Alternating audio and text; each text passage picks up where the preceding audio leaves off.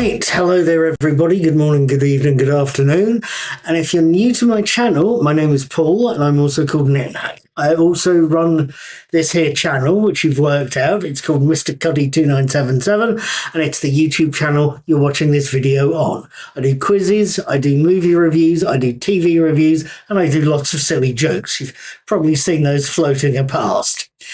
I really should watch a movie or two before I start watching another TV show, and I should really do plenty of other things where I can. I was, when I wrote the script for this, listening to the original version of Echo Beach in the background, although obviously it's silent at the moment. I shop, I walk, and I try and spend time with friends and family where I can. When it comes down to movies and TV shows, though, I tend not to stream them if possible.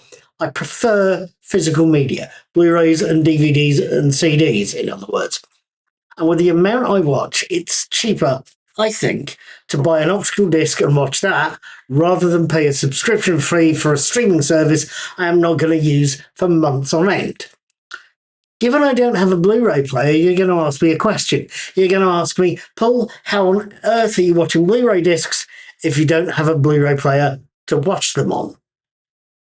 Comparatively simply, I rip the discs. In other words, I copy them, I strip the copy protection along the way, and then I convert the copies into video files I can stream to my television. Those in the know call it ripping a disc, and occasionally call it format shifting, and I wanted to show you how to do it. There'll be a few people hearing that and thinking that sounds more like more legal trouble than it's worth. I'll try and cover that later in this video. There are other thinking, okay, I find streaming things from X, Y, and Z, which is fair enough, although I feel there may be reasons to at least own the physical media you're watching. Again, I'll try and cover that later if possible. There'll be other people thinking, well, that sounds interesting. How do I do it and what do I need? This video is for that third group, the ones asking, what do I need? What you need is relatively simple, even though you may find it expensive or hard to find. First off, you need hardware. You need a desktop computer or a laptop with an internal Blu-ray drive, or a desktop or laptop with an attached external Blu-ray drive. That's the hardware. You need software, copying software that lets you duplicate the Blu-ray, transcoding software that turns the copy into a watchable video file, and optionally, you may want software that adds metadata, thumbnails, information, polish, in other words, to those files. You will also probably want something to watch those videos with, a computer, a phone, a tablet, a smart TV, or something you can stream the videos to. So you know, I use a Pioneer BDR UDR-UD04 Blu-ray drive to read the discs. What a mouthful. I use MakeMKV, which is free in beta, to copy the disc and strip the copy protection.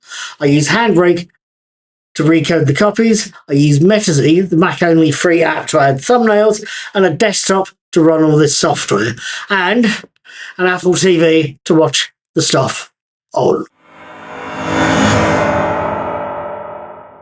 Right, now I've told you what you need, you're asking me, Paul, how do I copy my Blu-rays? It's simpler than you think, and I will try and literally make it sound step-by-step easy, and if I sound off-putting, please don't be. 1, open your optical drive. 2, put the Blu-ray in. 3, close the drive and wait for your computer to find the disc. 4, once it does, open MKV, the copying app, and point it at the Blu-ray. 4, once MakeMKV has found the disc, press Make Backup button. The icon for that is a folder with a green arrow pointing at it. Then, in the window that opens, tick the Decrypt Video Files box. Very important that. Tick the Decrypt Video Files box, pick a destination folder from the Output Directory drop-down, and then press OK. That'll start the process of copying up. Now all you do is wait. MakeMKV takes a while to copy a disc, so what you do now is make a cup of tea or a cup of coffee or a cocoa and, I don't know, read a book. Watch a bit of telly. something like that. It takes a while. Once the process is finished, however, you'll get a dialog pop cropping up telling you your backup is done. You press OK, you eject the Blu-ray and you put it back into the box it got delivered in and put the case on the shelf. You are not going to be needing the Blu-ray for a while. Right, now you've made a copy of the disc, what is next? How, I hear you ask, do I watch the copy? There's possibly a few ways, or at least more than I know about, certainly. We could, for one, and if we had any idea how, burn the copy to a Blu-ray disc and watch it on a bog standard Blu-ray player. That's not something I've worked out how to do, to be thoroughly honest with you, and I don't actually have a Blu-ray player in the first place. You know that already. We could open the copies with the free media player VLC, although, again, I've never quite worked out how that's supposed to work either. Sue me. The only way I know how to watch the copies is to open the copy disc with a video transcoding app called HandBrake and use HandBrake to turn the copy into a digital video file I can watch on something else. You can install HandBrake, so you know, on Windows, macOS and Linux, and it's free and a lot less intimidating than it looks. Once you've got it installed, you can right-click, stroke, control-click on the copied Blu-ray disc, pick Open with HandBrake, pick a setting, and where you want HandBrake to put the results in the drop-down, and then press Start. And then, once you've pressed Start, have another cup of tea or go to bed. This is going to take a while, depending on how fast your machine is. Once you've got that lot done, however long it's actually taken, you can move to the next optional step. Right, once the Blu-ray's copied and once it's transcoded with HandBrake, what do we do next? I don't know what we do, but what I do is two things. Firstly, I put the video files through a metadata editor, which adds thumbnails, extra bits of information, so the file at least looks like a legitimately made video. You might or might not want to do this step, but it does give the videos a final polish and makes them look like you bought them. For this particular process, I personally use a Mac-only metadata editor called MetaZ. But if you're on Windows or Linux or anything else, you will need to look for something else. They'll be called metadata editors in the store. With that polishing done, the next thing I do is watch my nice, shiny video.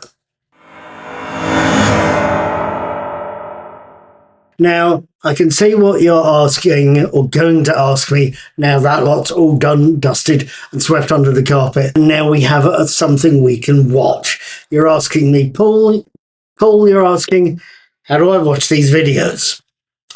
There's several ways, some of which I only know of theoretically from hearsay, and only one or two of which I know for sure will work. The unknowns include using an app called Plex, and I know very little about it beyond the fact you can set up a Plex media file library on a computer and watch the files or stream the files to a smart TV or home theatre with a Plex app. Like I said, I don't know much about it. I also am very aware that some of us will have a TV which plays files on a USB stick or have an Android or streaming box that does. So long as the files and the USB stick are in the right format, you can plug them into the telly or streaming box and watch to your heart's content. You can also watch videos on a games console if my nephew's PlayStation is anything to go by. He can play most common video formats. If all else fails, and assuming you have one with the right ports, you can also plug a laptop or a mini desktop into your TV and watch the videos on the laptop. You can just drag them over to the extra monitor. Assuming the video files are in a format that your device can read, and on a stick your device can read, you're basically laughing. I personally, and this is the one way I do know will work, I personally have an Apple TV 4K and a desktop computer sitting there. If I turn the copied discs into MP4 files, I can drag them into the TV app on my Mac and then stream them across to my Apple TV. If the files are in any other video format, I can open the Apple TV's version of VLC, feed the URL it gives me into my computer's web browser, drag the files into the browser window and press play. And I can watch them either way, either with TV.app or VLC. There are different ways of watching these videos, any one of which could be right for you. Please feel free to leave me a comment to tell me how you watch them. There are issues around this kind of copying, and the first is something I mentioned earlier on in this video. Is this legal?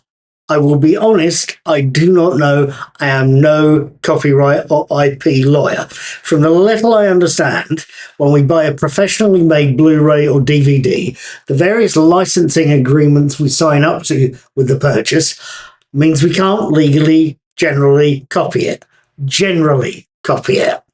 Very little layman's knowledge I have tells me that there were regulations in the UK's copyright laws back in the day that allowed copying vinyl records to blank cassettes purely for personal use. You could happily copy that Dire Straits LP to cassette, but you couldn't sell that copy or give the copy away. That was still illegal. But you could make a copy to play on the car stereo on the way to work, or for your Walkman while you were out jogging or on the train. You could copy a CD to a computer with something like iTunes, and still can with Apple's Music app, and put the copies on your iPod, iPhone, iTV, what have you. And in much the same way, and for much the same reasons, for your own personal use. So I believe we're allowed to do this, that there is manoeuvring room legally to do this. 1730. But I'm no legal expert. I'm very aware that it is at least a civil crime that will get you a fine if you sell those copies. There are other issues lurking around in the woodwork. For a start, most of the applications I use, MakeMKV for copying, VLC and HandBrake for playing and recoding, are free. They're open source, they're free, you can download them quite happily, but they are only downloadable and available for Windows, macOS, and versions of Linux, not, to the best of my knowledge, for Android or Chrome OS. So if you're using those last two operating systems, you will need to look elsewhere. There's also a few points about the optical drives, the Blu-ray drives that you'd need. Both of mine are Pioneers BDRs UDR-UDO4s. And both of them are capable of reading and burning CDs, DVDs, regular 2K Blu-rays, and as far as I know, 4K Blu-rays. Both are fine at reading and copying and importing data from CDs, DVDs, and 2K Blu-rays. And both can also read 4K Blu-rays, both are what's called Libre friendly or Libre enabled. No, I don't know what that means either. All I know is that to read 4K discs properly with MakeMKV, your 4K drive will also need to be Libre friendly or Libre enabled. They can be flashed, reprogrammed under Windows to enable the feature, or they can be bought with the feature enabled from a handful of sellers on eBay and Amazon. At a premium, I should add. Less and less drives are being made, so rarity plus the technical changes needed add to the cost. So be aware of that. Be aware of rarity and cost when you're shopping around, as well as being aware of what you need when shopping around. There is one final point, which is an easy one to cope with by comparison. Even with a Libre-friendly or Libre-enabled drive, not every 4K disc can be read out of the case. However, MakeMKV will if it comes across an unreadable disk, can create what's called an AACS dump file, which at the time of recording can be emailed to svq@makemkv.com. The MKV program will then be updated within the next 48 hours, and that will let you copy the disk. Right, now we're getting towards the end of the video, but there's possibly a couple of points to cover here. First of which, you're asking another question, aren't you? You're asking me, why do this? Especially when it can be just, cheaper to buy a Blu-ray player. There's probably a lot of reasons. One of which is simply this. Copying the discs and recoding them means we've made something important, means we've made backups. We have copies available of our possessions should the original Blu-rays be lost, stolen, or damaged. I've worked out long ago how useful that is. Another reason is quite simply the fact that something may be on Blu-ray, but not on a streaming service. We get to use it in whatever way we want, whenever we want, and we don't have to watch it on a streamer it does not exist on. Another reason is simply so that we can watch something we have on whatever device we own without paying extra for it. I can effectively watch a copied episode of Doctor Who on my phone whilst on the bus to work, without having to buy it from a streaming service, without being connected to the net, and without having to lug around a portable Blu-ray player. A third one, for me, is the important one. It's good old-fashioned cost reduction. I've already said I don't generally pay for streaming subscriptions. Even though some of them have reasonable monthly rates, I can't, on my money, guarantee I will have the monthly fee from one month to the next. So buying a film or TV show on physical media, copying the thing, selling the original to a second-hand retailer like Sex or Cash Generator raises money that can be used to reduce the cost paid for the disc. Offsetting the cost and reselling material is my default option. Now, with all of that said, done, dusted, and swept under the carpet, what have I just done? What have I just told you? Hopefully, I've given you a rough, ready guide to how to copy both DVDs and Blu-rays, and the kit you need to do so, and reasons for using the process. Buying the hardware, as I've said, will cost, but the software that you use shouldn't.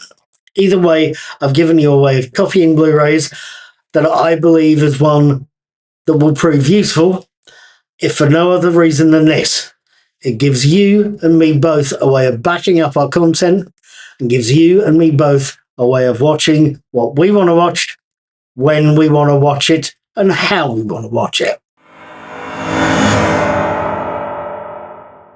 Right, if you've made it this far, I can only do one last thing.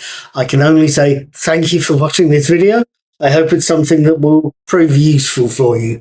Please be aware, though, that this sort of dry technical video isn't my usual thing. I usually do quizzes, silly jokes, or movie and TV reviews. All I can ask, if you have made this far, please feel free to subscribe. Please feel free to tip, and please feel free to go explore some of my other videos. Thank you very much for watching. See you next time.